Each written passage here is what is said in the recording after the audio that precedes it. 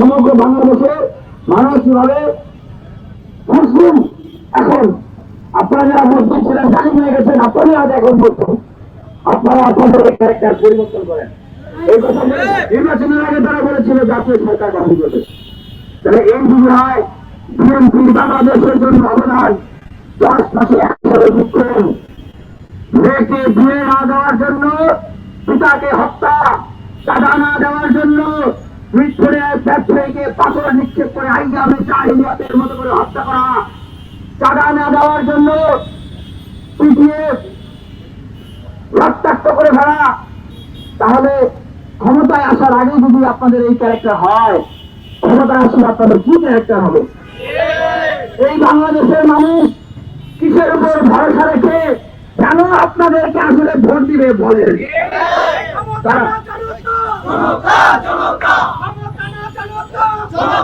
রাজনীতির মাঠে একটা বক্তব্য ছেড়ে দেওয়া হয়, কি বক্তব্য?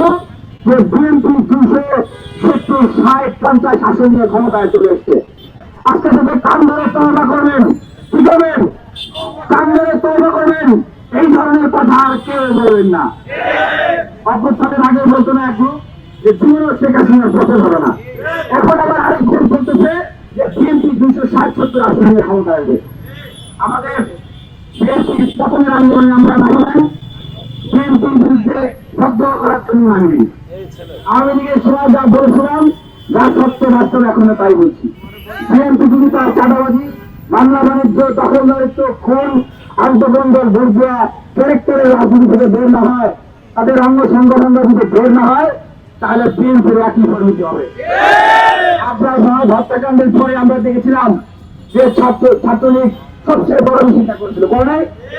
গতকালকে আমরা দেখলাম যে ছাত্রদল ঢাকা বিশ্ববিদ্যালয়ে একই কায়দায় মিছিল করলো। আমি আব্দুল মুন্না ভাইয়ের উদ্দেশ্যে বলতে চাই, ভাই আপনি তো আমার চেয়ারম্যান, আপনি গতকালকে যে কাজটা করলেন, টাকার একটা বান্ডিল নিয়ে গেছেন, মানে হত্যা তো এসে আরো 2 দিন আগে, 3 দিন আগে, তো 3 দিন বুধবারে তো আপনি টাকার বান্ডিল নিয়ে যান নাই, আপনি মায়ামমতা দেখা চোখে রসিয়ে ফেলাইতে যান নাই। তাহলে কাজে কেন যাবে? ওই যে মিডিয়ার কথা বলতে যদি চলে যায়, এই ভয়ে চলে গেছে।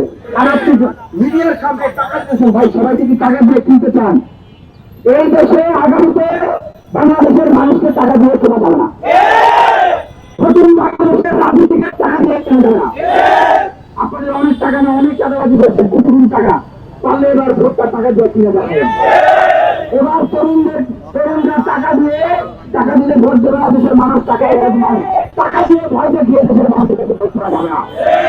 আমরা বলতে চাই, সমগ্র বাংলাদেশে মানুষ কিভাবে মুসলিম এখন আপনারা যারা মুসলিম ছিলেন জালিম হয়ে গেছেন, আপনারা আজ এখন মুসলিম, আপনারা আপনাদের ক্যারেক্টার পরিবর্তন করেন।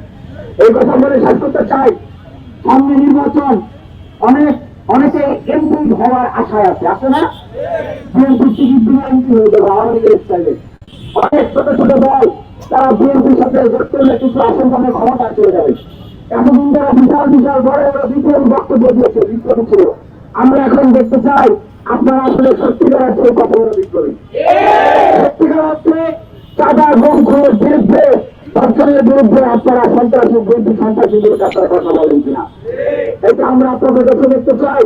আমরা মুসলিমদের কাছে জানতে চাই, দেখতে চাই সন্ত্রাসের দলের বিরুদ্ধে, চাঁদাবাজদের বিরুদ্ধে তাদের কোন ঐক্য হয় কিনা।